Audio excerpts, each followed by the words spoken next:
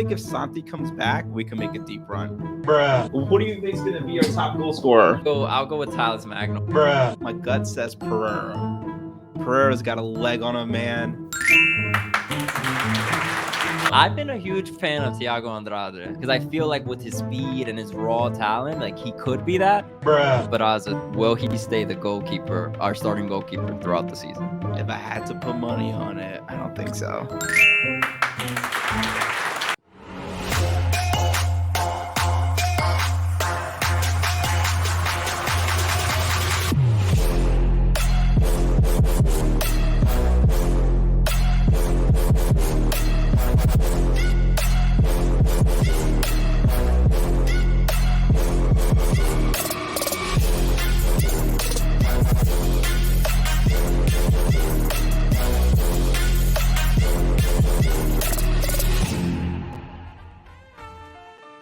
Well, welcome to another episode of the City Boys Show. I'm Javier. This is Danny. What is not just another episode, the last episode. Well, the last episode for now, right? For now, for the season. Yeah, last episode of let's do Season a little finale. Let's do a little cheers. We got a little Cheers. pumpkin ale right here to Cheers. a good season, I guess. We survived the season. We survived the season. We made it to Trader Joe's, got every pumpkin-based beer we could find. Yes, and every other thing. Pumpkin crackers, pumpkin chips, pumpkin mix. We all about those basic What did you pumpkin- dress up for Halloween, bro? As a guy who forgot to get a Halloween costume. That's terrible. Yeah, did you see the Inter Miami player? He dressed up as Messi's bodyguard. Oh, I saw that. He looked just like him, bro. It's kind of crazy. It was legit, bro. That's as famous as he's ever gonna be. Seriously, yo, that guy's in every picture of Messi's like life, dude. It's insane. He was up there getting the award this past week. Right next to him, ready to tackle someone already. So it's been a long season. It has been. We took us 2 weeks to record this episode since it ended, just because We were grieving. we were grieving. We were crying in the corner. I don't even know if we were grieving. Let's actually, Honestly, I had hope. you were ridiculous. I Because was let's look at the ridiculous. odds. 13% chance on that last game. I don't know the math. I don't know how they come to those numbers, but somebody said 13% and we're going with that number. You know what? That's a better chance than winning the lotto, and I play every day. But yeah, I think we saw the writing in the wall a couple games before, a couple weeks before, but it was the hope that kills you, like people have been saying all along. It was the Facts, hope that B. kills you. Facts be, and we didn't get that Ted Lasso ending. No, we did not. But decision day came, and there was a lot of exciting stuff happening. We had Ian Paul Joy out there. We had Joe Tollison.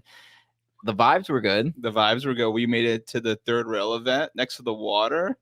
Bro, it was cold next to the water. It is too cold out there, man. I don't know what's gonna happen when we have our stadium out there. Well, it's not next to the water, next to City Field. I Bro, think we're gonna have an area to chill. Bro, we're across the street from City Field. It's straight up gonna be on that water, and we're gonna be freezing our ass off. Nah, bro, they're gonna have a little warm area for us. I think- long time. I think you're supporters to hyped. keep our You're hands way warm. too hyped right There's now. gonna be a Tati statue where he's like this, and then his hands keep you warm. And heat comes out from the bottom of his hands, bro.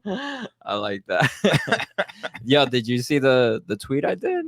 Where like the big Timberland should be in front of the front of the stadium? A Tim in front of the stadium would be so fire. If it was, you know what it needs to be?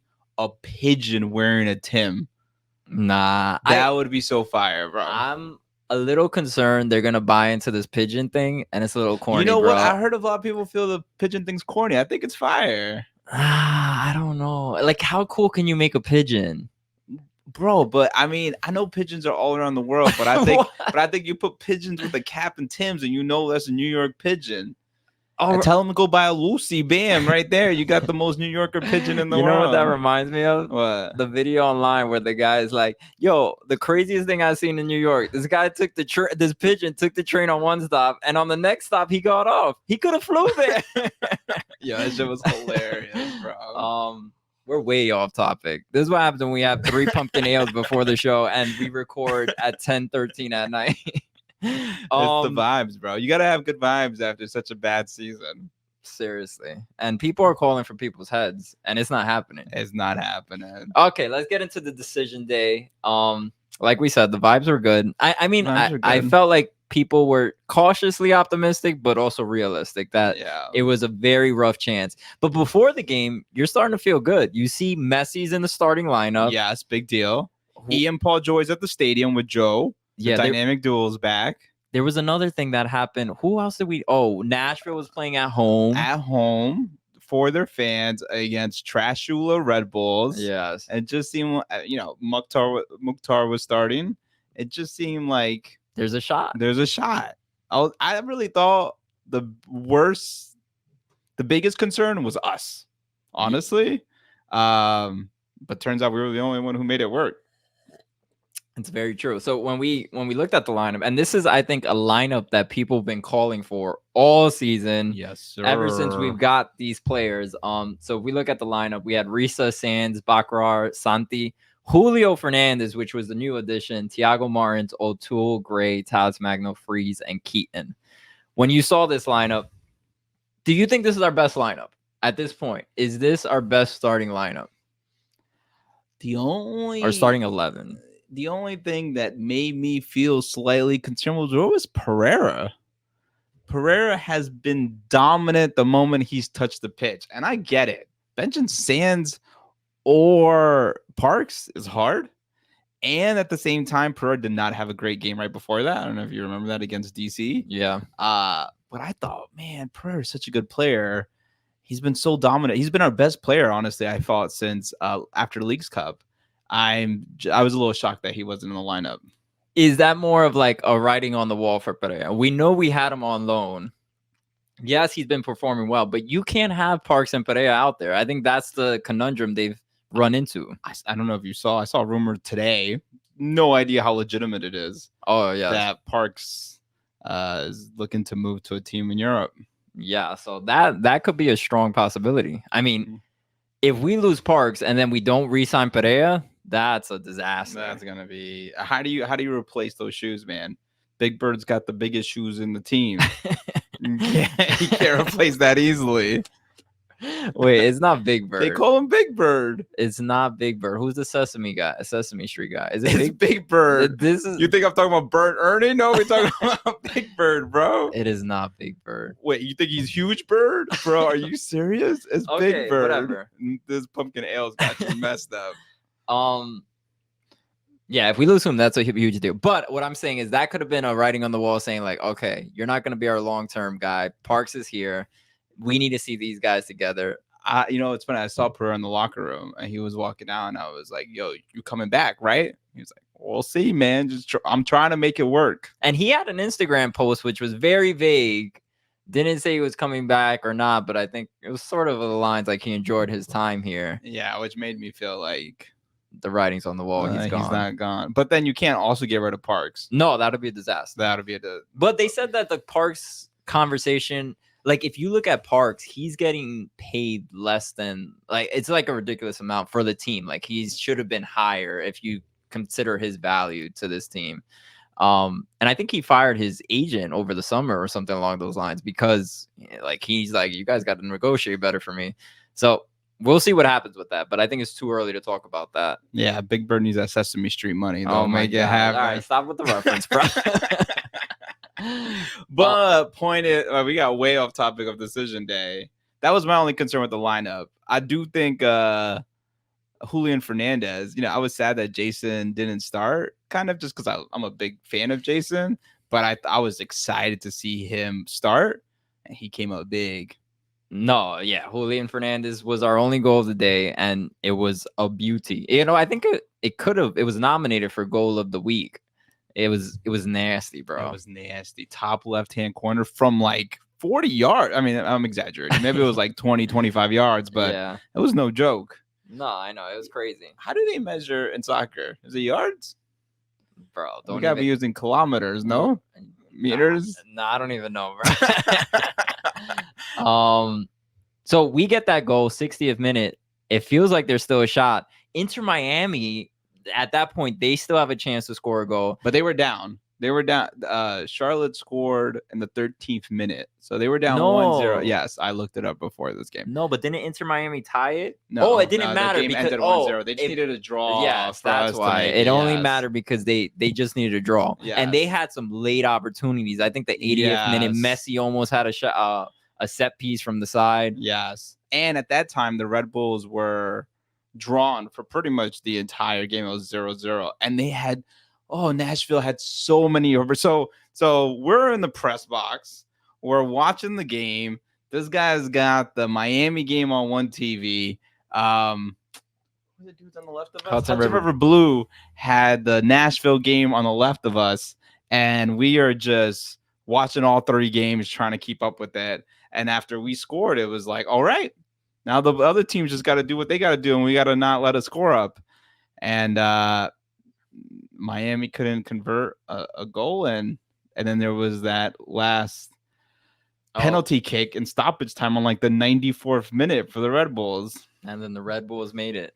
And now we haven't made it since 2015. The last time we didn't make it to the playoffs was 2015. Yeah. And the Red Bulls keep their streak alive. I think it's like, I don't even know how many. I think it's 14. Yeah, 14 in a row. There was a funny meme where like the Red Bulls are like celebrating, like, yeah, we've made it to the playoffs 14 in a row, yet they haven't won a trophy. Yeah, exactly. And they got their ass kicked the first round of the playoffs, so that was nice. Because I was concerned because they beat down Charlotte. I'm like, do they actually have a chance against Cincy? But it hasn't happened. I think they're gonna get whooped against Cincy. I don't think they're leaving this round. And the crazy thing is that stadium was empty for that first wild card game. That was embarrassing. It's insane. I mean, was it on a weekday? It's a playoff. It doesn't matter. It doesn't matter. You know, I was listening to the Forever Pod before this, right? And right before I was driving over here, and they were talking about 2027 predictions. We'll finally get a playoff Red Bull game versus NYCFC game, home game at our new stadium. They're like predicting that. That'd be cool. That would be cool. And I was thinking, are the Red Bulls gonna make it to 2027? Nah, bro, they're not they going can't, anywhere. They can't sell seats. How they're not gonna run out of money? You know what I was thinking though? Let's say magically, Fairyland World never will happen. They win a championship before we get our new stadium. No way. Do a lot of New York fans become Red Bull? Well, not New York NYCFC fans, but just generic fair weather fans. Yeah, fair weather fans. Do they then follow the Red Bulls? I mean, they're in New Jersey, sure. I'm sure just some New Jerseyers will go and follow the Red Bulls, but I don't think so. They lame. New Jersey's lame. No offense to anyone who's in New Jersey and listens to us. You guys are cool, but everyone else is lame. Let's not shout them out. Let's forget it. Okay. Last game of the season, last episode of the season. You don't want to shout no one out. I'm just saying. Some New Jersey blocked us recently, and I was like, "Wow." Let's not talk about it. I don't care to talk about it. I don't even know what you're talking about, but I don't care to talk about it. Okay. Cushing talk. So, wait. So okay. So, point is, we didn't make the playoffs. We won 1-0. Julian Fernandez is a beast. Any other takeaways from the overall season? Or that final game? That final game. Could it be momentum to get us into the new season? I don't know. Absolutely, I mean, it's way too early to say. What did you think about the vibes in the locker room? I mean, I thought it was weird in a sense. I thought it was weird too. I think they might have saw the writing on the wall too, because it didn't seem like players were very sad about it. I mean, you could tell they were disappointed, but it kind of was like, all right, on to the next one. Like, yeah. Did you want them to be more sad? No, I was okay with it because I think we all understood what the situation was, and they did their part. They did their part. You know what I mean?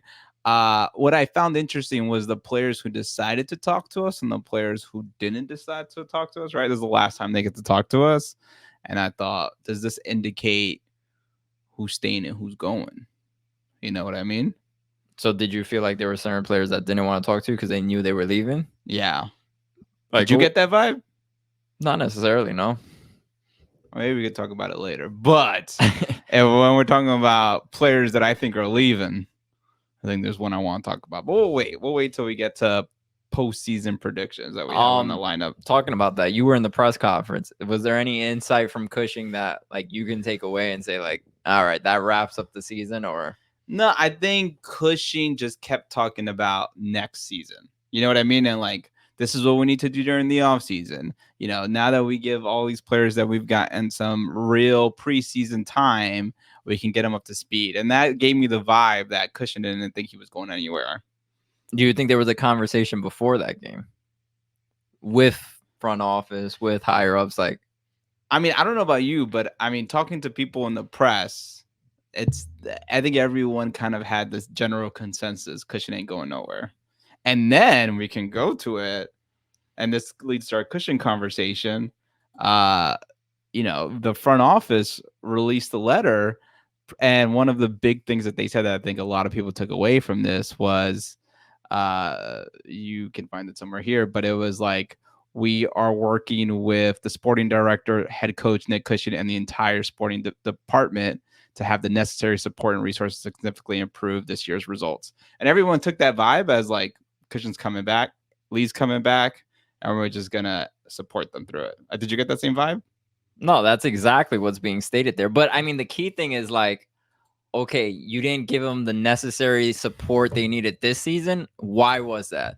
And why isn't anybody being held accountable for that, right? Like, if you have a failure like that, where, like, I don't think it's on Cushing. If you at that point are saying they didn't have enough support last season, that's why Nick Cushing shouldn't be the one to blame. You have to find the blame somewhere, right? Who was the blame? Who should be held accountable for thinking Tallis Magna was going to be a 9 when he was never a 9? Like, who made that theory or thought like, oh, okay, we have a 9 here? Or who thought we had, like, you get me? Like, who thought we had an adequate team to make it to the playoffs? So my thought process, and if you guys, I know a lot of people didn't see our interview last year with Brad Sims, so maybe it's something we should, you know, link up on this. But last year, we asked Brad Sims, NYCFC is notorious for signing players late. You know what I mean? Everyone's signing people December, January, preseason. Hebe came in late. Even Santi, Thiago Andrade, all these players came in late, you know, in those years, and we didn't care as much because, you know, we had the talent around it, so we just saw the impact. But, you know, we asked Brad Sims, why does NYCFC do this?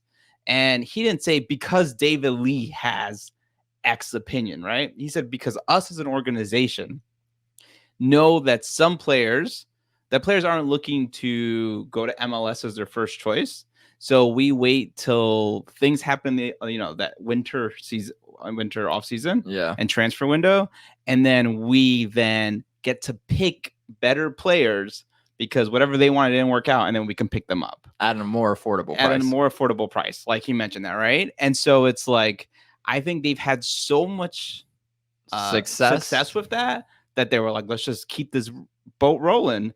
But I mean, now I think they're going to be more hesitant about that. Maybe they'll spend bigger bucks early on because, you know, it works sometimes, but then sometimes you get results like this.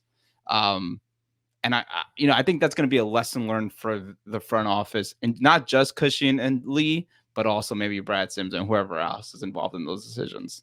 Yeah. Do you think they make a major splash before the season starts? And this winter off season, like, do you feel like they need to show the fan base like we are committed this season to making something happen? I'm not sure of a major splash, but definitely I think that we're gonna have the expected playoff roster before the season starts versus 3-4 months into the season. You know what I mean? Yeah. I think they're not gonna make that same mistake twice. No one's told me that. I just think, you know, if you had a methodology that was working, then you keep doing it, right?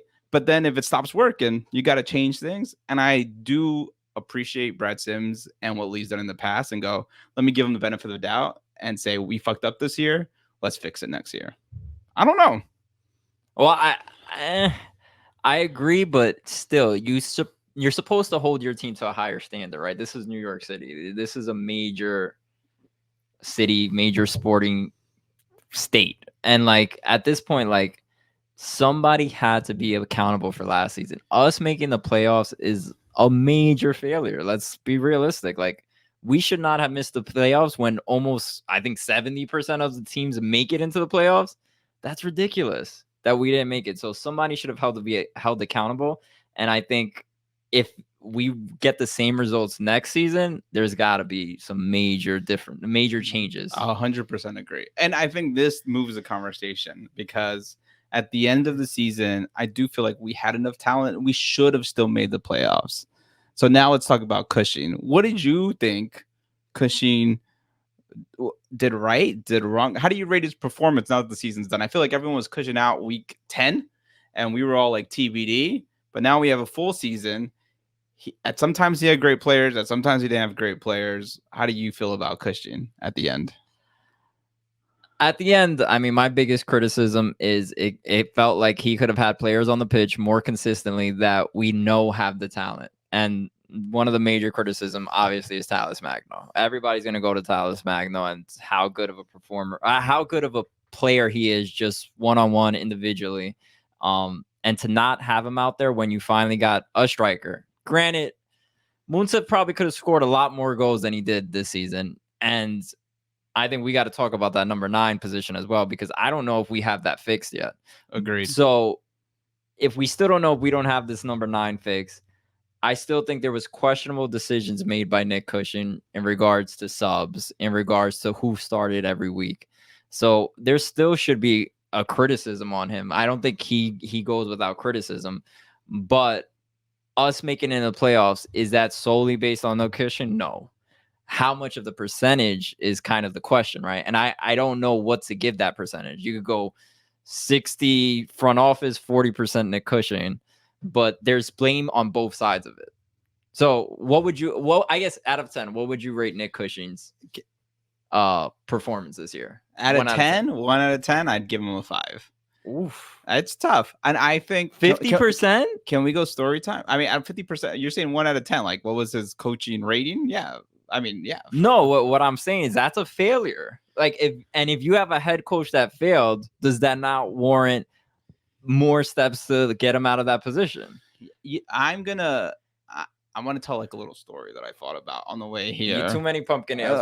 Too many pumpkin ales. But his last game of the season? Season. Let me hear it. All right. When Daniel was a young boy. Oh no. Yeah. We're gonna go there. No. This is gonna be good. I'm gonna go refill my pumpkin ale. When Daniel was a young boy, he didn't play any sports. And so then when we would play sports in school, I was always the last one to be picked because I was trash because I didn't play any sports. Super Nintendo all day, Donkey Kong, Mario Kart, Super Metroid, those were my jams. Okay. Wasn't playing sports, so people knew that, picked me last, hurt my self-esteem, right? Then I go to high school, meet Minnie, learn how to throw a football. Turns out I'm actually very good at throwing a football. Now I get to choose the teams because I'm the quarterback, right? Yeah, QB knee is what they used to call me. I would always choose the players that I thought would be chosen last. You, because you were 5 years younger and you'd play with my high school friends and you were like 10 years old. And other people that I thought, all right, these guys have heart. Although they're talentless, these guys have heart, and I don't want them to feel that they're not worth being in this football game.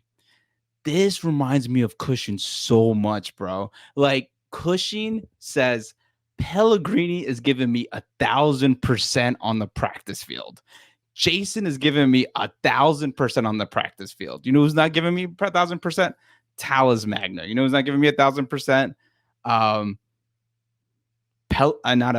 a Pellegrini. Kufre, who we didn't see at the end of it. And he goes, I'm gonna choose the dudes who do what I want on the practice field and who show the amount of hustle. But you know what would happen in every time we played football games? We will lose. We lost consistently because although the other guys would make jokes and laugh half of the time, their quarterback was super fast. The wide receivers were blowing out our defense. Ayo. And it was like, yeah, heart can take you so far, right? Maybe we wouldn't lose 7-0. We lose, 3-7 because we used to play games to 7. But at the same time, like talent takes you a long way, man. And MLS just doesn't have that depth to be like, this guy worked harder. Let's put in this guy because he's trying hard versus the dude who has the most talent. And I think that was like Dome. Like I sometimes I hated the players Dome started because I was like, Madrid doesn't pass the ball. But bro, that dude would score goals. You know what I mean? Yeah. And I think this reminds me of Cushing so much. My man's has like a way of wanting the game to be played, and he chooses the players who want to play it the way he does, but doesn't like massage it to let talent do what talent does. And I think that was his biggest failure. And I think that's why we got these funky starting lineups and these funky substitutions.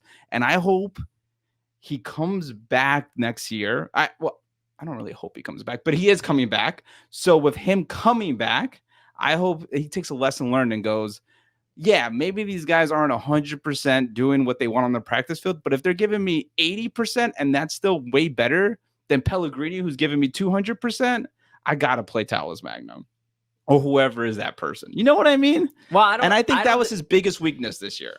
So you think he played with heart instead of, well, no, but I think people who played his form of football. Yes. No, I agree with that. On the practice field. But isn't every coach want their player to play their form of football? And because that's what they have a game plan in mind and they want to tactically have it played out. But you got to be flexible, man. Like maybe it's not just your game plan and everyone has to fit the form. Maybe you got to look at the players' talent on your team and change your game plan to have the best players on your team succeed. You know what I mean?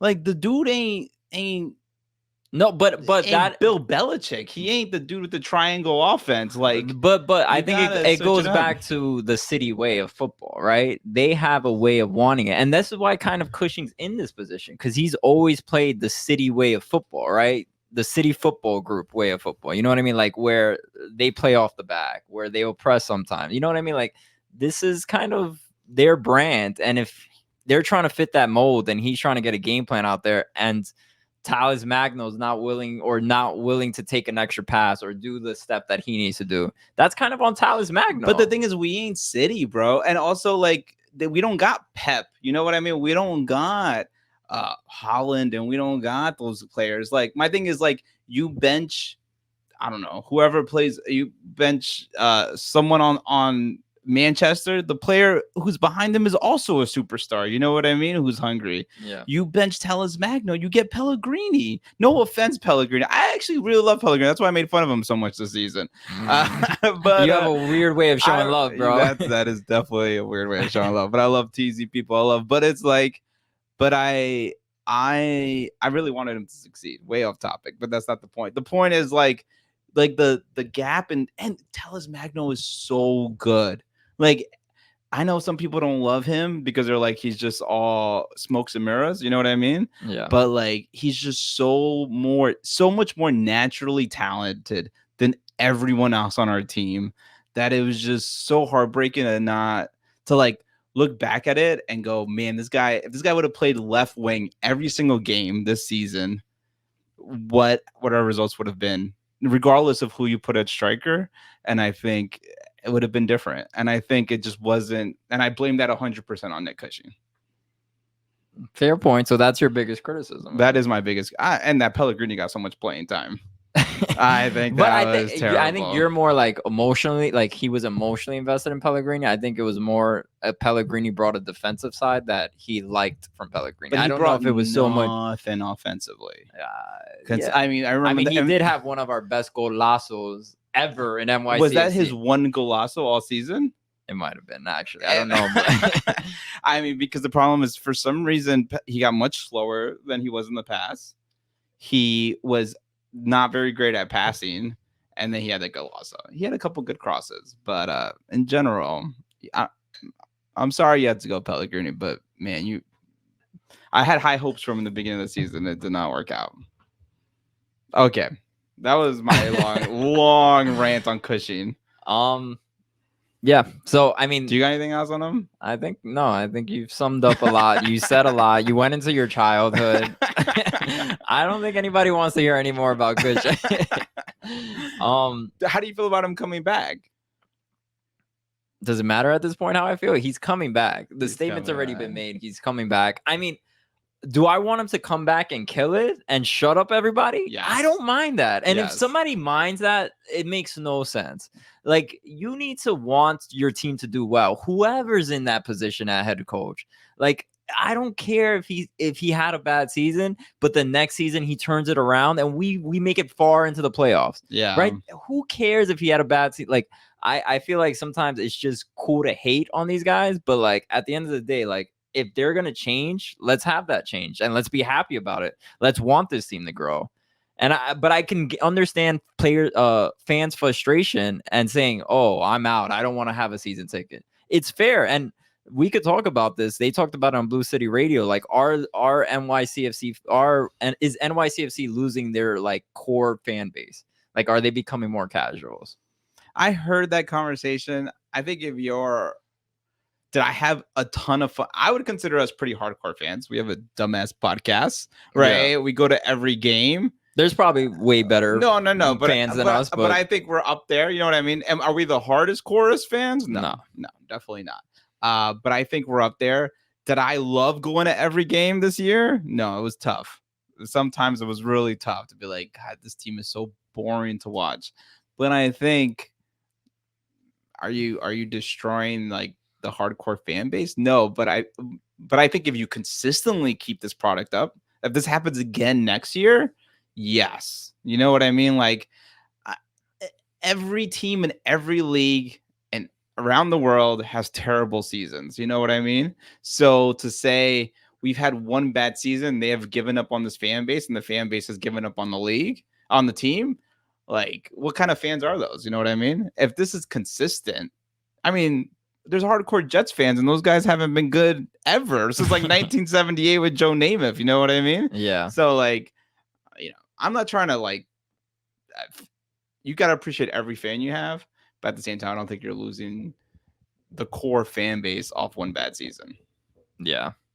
No, I had another point, but I completely forgot it. But yeah, I agree. I think one bad season doesn't. If this becomes a norm, one thing I do want to mention though, there's been talks, and I mean, it's just kind of like, do you think NYCFC is waiting to the season for the stadium to come to then like load up and have like a super squad team then, and are willing to play like, just average ball till then? I don't believe it, but I just wanted to get your take. I think that's kind of a dumb theory, but I think you want a competitive team every year. Granted, last year wasn't that competitive, but I think it was because of bad decisions they made or decisions they thought would lead to them getting into playoffs and still having that same squad. Yeah. But, my thing is, I don't think so. I think it's a young team, right? The team's only been around for less than 10 years. 2015 was the first season. So it's about to hit 10 years, right? And they're learning, right? What did they try in the beginning? Bunch of old superstars. That didn't work. Yeah. Then they went with young talent. It's worked better. Then they went too young. It didn't work. You know what I mean? Like, I think they're still experimenting. We don't have the top head coach in the world. We don't have the top front office in the world. But I do think this front office legitimately cares. Like, we've met Brad Sims. We've talked to him. We haven't met David Lee, actually. No. But I truly believe like Brad Sims and Nick Cushing and even David Lee. I mean, he's the guy who put the team together that won the championship. You know what I mean? So like, I think these guys actually care. I think they're learning with all of us what works and doesn't work. Yeah. I could be wrong. Maybe I'm giving them too much of a benefit of the doubt, but I honestly think Nick Cushing cares the most. And it might just be his career, but I think he does want this team to succeed. And I know fans probably don't want to hear that, but I do think he actually cares the most. Do you? Why do you think that? Because I think he wears his heart on his sleeve. Like, you could see the frustration when things aren't going right with the team. I think he wanted to prove a point that he is a head coach and he deserves. I mean, he did it in the women's in Man City, but I think he wanted this opportunity, and he's been assistant coach, and I think he really, really wanted it to work. And I think when he talks about this team, he talks about it with like a form of passion. And it's not just like shitting on the league or saying MLS is below. So I think he does really care. That doesn't mean he's a good coach, but it does mean he does actually give a shit. I agree with you. Actually, you have valid points. I do think he's still young and he's still learning. One thing is like we go with the what I thought about him, right? Like he chooses the people who care the most versus the most talented players. I also think he needs to learn to be just like a better coach. We lost a lot of players this year, and I think about Ronnie being in that same situation and those players not leaving until Ronnie left, right? Like Tati, Maxi, Callens, like those guys didn't leave really off Ronnie's But I think time. you're basing that way too much off like, oh, they didn't leave because of Ronnie. What about Chanel? Chanel, we don't know the full story of that. But you can't say that was it. And GP, like those players, it feels like those players. I don't think Tallis Magno is going to make it this or ahead of her, but I don't think he's going to make it through the offseason. And I think a lot of that falls on Cushing, bro. Like I think my problem is like I think he's learning, and NYCFC, the front office is going to allow him to grow. But I think a lot of the things that have gone wrong this season are tied to him being a young head coach. I think he could become not head coach. That's what they call it. Yeah, they do call it that. Yeah. I think he can be a great head coach in the future because I think he has the tactical mind for it. I think managing people is his weakness right now. That's my theory behind it all, and I hope he gets better. How you get to that theory because you don't see the day-to-day operations. But you look at the people who have left, and look at this, we've heard grumbles of people being upset, and like that's not managing people correctly. True. Right? When we're grumbling, it's because we got a bad manager. When people, I mean, you go look at everyone else's LinkedIn post. And you got LinkedIn, bro. When people say why people mostly leave an organization because they're not happy with their manager. Just saying. True. Just saying. All right, let's get into why you have recap? I'm looking at his notes over here. Let's get into the players who left, didn't leave. Okay. Roster moves. Yes, roster moves. We have it right here. Literally, the graphic says roster moves, and we're still trying to figure it out. So there was players who had options to stay, and these are the players who the team exercised their options: Luis Peraza, Matt Freese, Andres Jason, Kevin O'Toole, and Gabriel Segal. I made it mad Spanish for no reason. The players who are leaving or the club declined the option. Yes, for the 7 players. Declined the option. Nico, I'm not gonna say his last name because I'm gonna mess it up. Cufre, Jonathan Jimenez, Alfredo Morales, Samuel Owusu. Yeah, Owusu. Mateus Pellegrini, and Steven Turnbull. When you look at an assistant coach, Jose Kleberson, when you look at these departures, these options exercise, is there anything that stands out to you? Number one standout was Alfredo Morales leaving, bro. I thought he was such a stand-up guy. I actually loved him. I was so sad he got such minimal playing time this year. I just thought he was such a he was on our championship team. Anytime he was called for, I thought he played well. I don't know what happened, but really sad Alfredo Morales. I mean, be on the team. His main problem was injuries. I mean, like he couldn't stay healthy. That was, I think, his only downfall. Like he couldn't stay healthy. It doesn't take away from the fact that he was the key component of us winning that 2021 MLS championship. You know what I mean? Like he played almost every minute that playoff game. So he played a huge role. But then after that, it was really hard for him to stay healthy. So I think and for the money we were paying him, I think it was like $500,000, if I'm not mistaken. I could be wrong about that, but we were paying him pretty top dollars for him not to be seeing any playing time. I mean, I really can't blame the club, but it is disappointing just because he played such a huge role. But now we don't have a lot of depth in the midfield. I mean, our back line is 10 times worse. We have who are our 2 central defenders? We have Thiago Martins. And we have Burke Risa. That's it. Who else? Who else is playing central defense in the back? Gray. Yeah, well, we need him at right back. So then we got literally nobody else. Can we take the roster graphic off the screen for a second? Oh, you need an ISO cam? I miss you, Morales. I'm gonna miss you like crazy. Don't listen to this guy. You deserve to stay on. You're worth millions of dollars. Okay, Brian Cufré. I think that was the other big one. What is your thoughts about him? I'm going to go right back to what I was saying earlier. He chose talent over. I mean, he chose heart over talent, bro. I love Kevin O'Toole. I think he's a great player. Do I think he's better than Cufré at this point? I don't think so, bro. I don't understand how Cufré lost his starting job. That's my opinion. I think. I mean, he was not great defensively. Yes, he was great offensively. Yes, but also Kevin O'Toole's fantastic defensively. Well, I think he's much better than Cufré. I think Cufré was good offensively, but for the amount that they were giving him, which they thought he was going to be this, they thought they were going to fix their left. Wait, is it left back? Yeah, their left back position finally, and he wasn't the answer for what they wanted out of Cufré. I don't think he met that standard. Okay, maybe for the price point, I agree, but those eyes were worth millions of dollars, bro. Most beautiful eyes in the league. Easily. You and this guy's eyes, bro. Did you see how many likes I got on Twitter? People agree. My man had beautiful eyes. He had beautiful eyes. It doesn't take away that he was an eyesore on the field. Yo, nah, I'm joking. That's actually pretty good.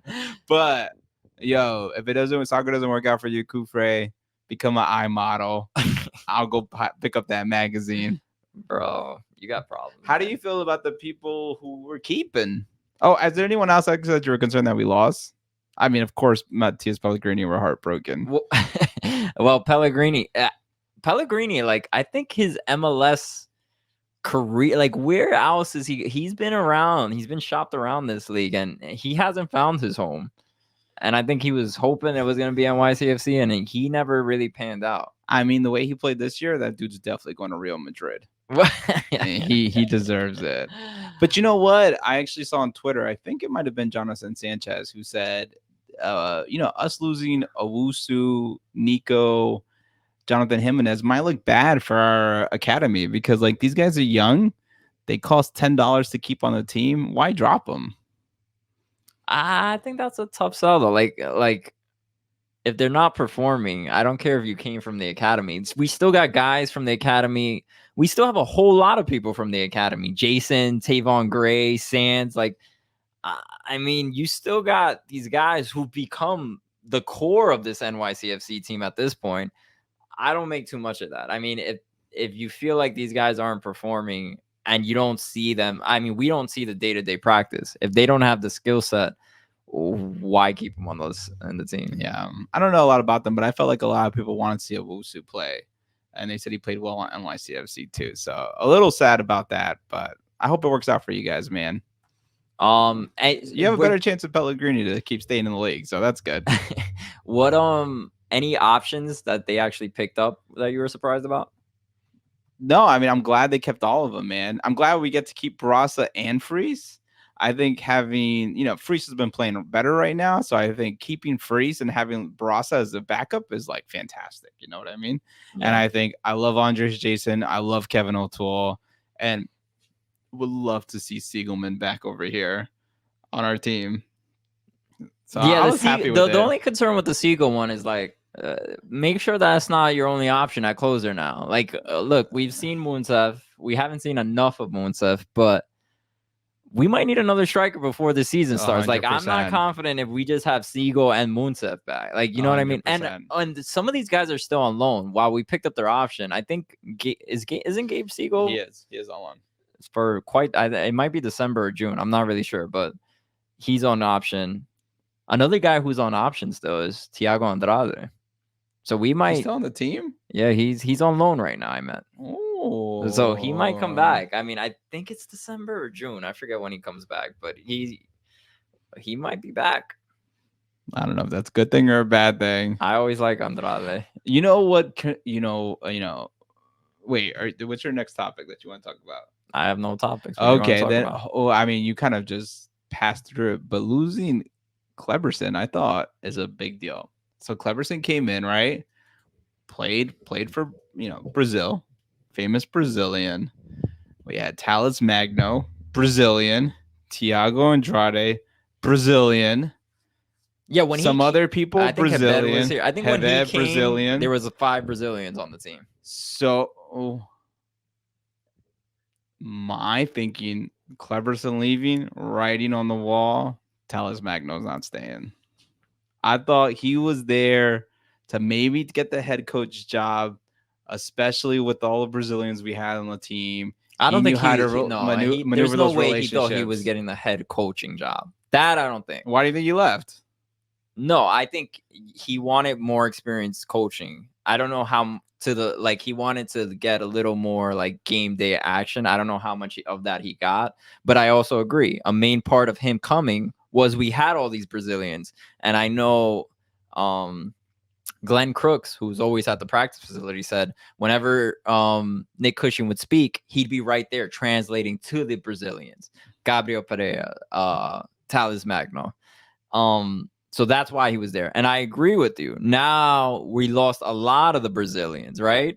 Who do we still have that are Brazilian? We have Thiago Martins Brazilian, but he speaks English. Yeah, he's Brazilian, but he speaks English. But then Thales Magno's the other one. We lost Gabriel Pereira, we lost Hebed, and we lost Thiago Andrade is on loan.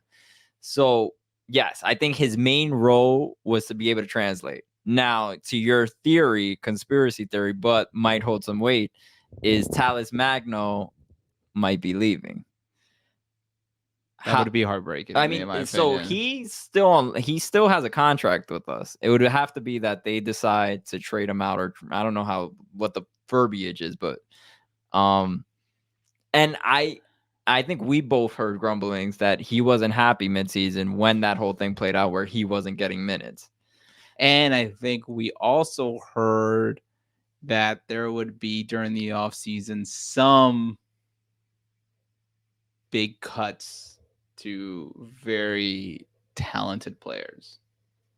That doesn't mean there was no names mentioned. There was no names mentioned. But when I think talent, GP's gone. I think Thales Magno.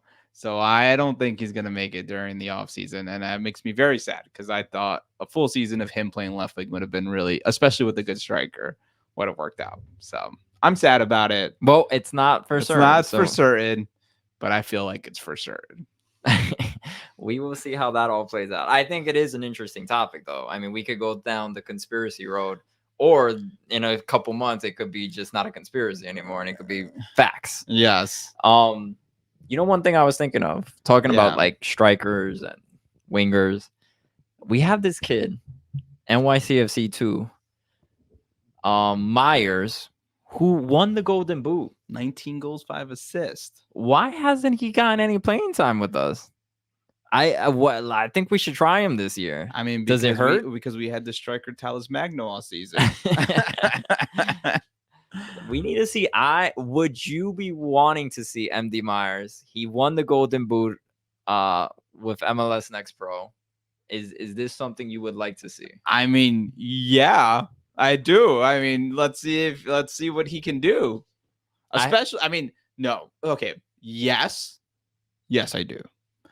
But at the same time, make sure we need to sign a striker. We need to sign another veteran striker to this team. And then maybe experiment with MD Myers. That's how I feel about it. How do you feel about it? No, we better sign a striker. That's not off the table. But if we could see this guy, maybe he gets some preseason minutes, goes to Florida, plays with the boys. We'll get a little Twitter update. MD Myers scores 2 goals against Orlando City. I wouldn't mind that. Yeah, agreed. Agreed. I think that's all. Did you want to talk? Now we got a wire. The studio's breaking down. It almost held up the entire season. But do we want to talk about like season's over? Oh, how our predictions ended. Do you remember our predictions? No, I'll play a clip. I'll play the clip right now. I'll put that into the video. Possibly. Might be too lazy. But let's move on. One thing you did predict is Gabriel Pereira. He would be the leading goal scorer of the team. You were right about that. He even have to play all season. Let's go. I got you right now. Here we go.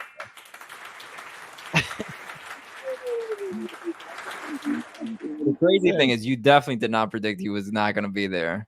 Like he wasn't gonna be there the whole season. Well, he didn't have to be there all season to be top goal scorer. Who would have thought? Not I us. predicted that Thiago Andrade was gonna have the career year of his life. I was very wrong.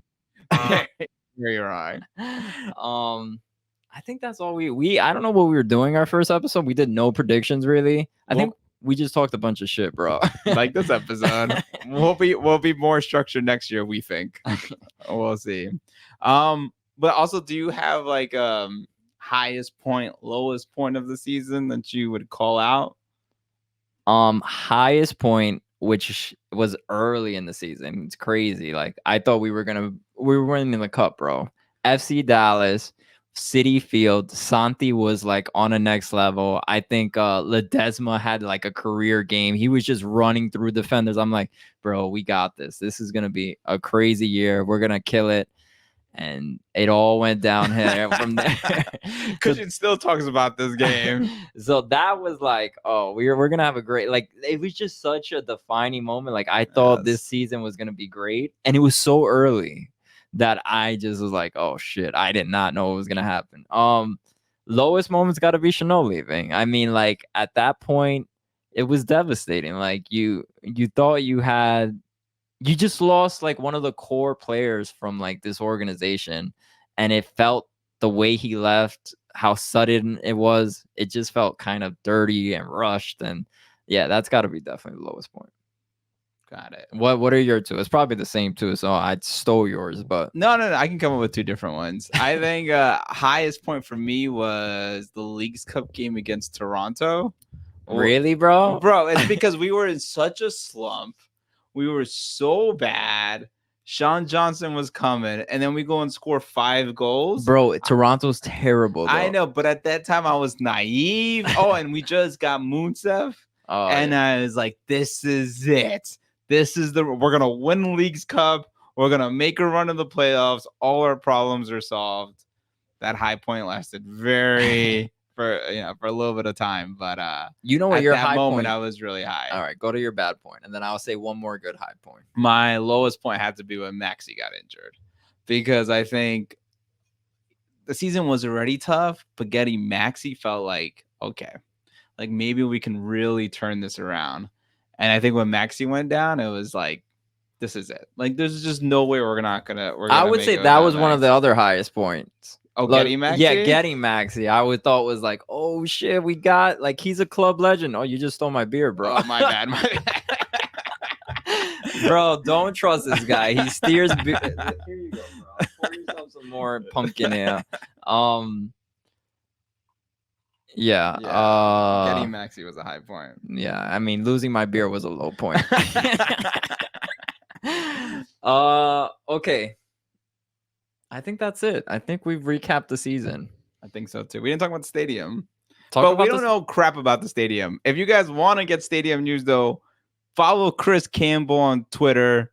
If you want to full screen this, because I can't 100% see his Twitter tag, but he has a great thread, Soup in NYC 27. Chris Campbell, bro. I'm going to throw in a little story in here again. Oh, no. Real dude, quick. How many beers in are we? This guy's going to tell another. Yo, we're 54 minutes. Yo, every other NYCFC podcast is like 2 hours long, all right? We could go a little longer than usual. It's the last game of the season. I apologize to all our listeners. We just want to have a good time. Me and this dude used to underwrite loans for we get paid money to underwrite loans. And one of the biggest things you got to do in underwriting loans is read phase 2s. And I have never read a phase 2 in my entire professional banking career. That thing is like thousands of pages. All you do in a phase 2 is typically, someone's building a gas station or someone wants to build something, and you got to make sure there's no like fossils underground or like oil underground. Yeah, oil spills, anything that could be contaminated. Yeah, exactly. So then you don't kill people when you build a building. And out of the 1,000, 2,000 pages, I would look for the one word that said clear. And that was it. That Chris Campbell goes out of his way to read the entire phase 2 to give us some content. Respect to you. Respect. We'll give you the applause. Respect. Now. That's no joke. That's no. Good guy. We appreciate you. Go read it. It's very good. Don't read the environmental. You'll fall asleep on page 1, just like I always did, and that's why we're probably not the best bankers. But all right, I think that's it, man. That is a wrap. Well, season 2 comes to a wrap. Can we say thank you to everyone who listened to the show this year? We appreciate you guys. To our 5 listeners, this has been an amazing time. Us talking to ourselves, basically. But the love we've gotten on social media this year, and people coming to us saying we love the show, or we hate the show. That happens a lot too. Come, if you hate the show, let us know. If you need to block us on any social media, feel free to. It makes me very sad when we get blocked on social media. So the person who blocked me, if you listen to the podcast, unblock us, please. We miss you. I don't know why Matias Pellegrini still follows us. The amount of shit you talk, bro, I would have blocked this like 30 minutes ago, bro. Yeah, I'm surprised he still listens. And before you press the exit button, I'm trying to exit this show, bro. I know, such in a rush. Maybe we'll finally hit 60 minutes. Tell the fans what's coming up. Are we gone till March? Are we gone till February? What are we doing? No, we're gonna try to do something maybe bi-weekly. So maybe not next week, but the week after. And we might have some special guests. I don't want to say anything, but we might have some important people you care about. Exactly. Because you don't want to listen to us. Exactly. We're boring, we're dumb, and we just have a podcast. But these guys you want to listen to. So hopefully that comes all to fruition. And yeah, that'll be dope to have them. Yeah, it'll be fun. Thanks, guys, for everything. Appreciate it. Till next season. But till 2 weeks from now, I guess. Later, y'all. Cheers. Peace.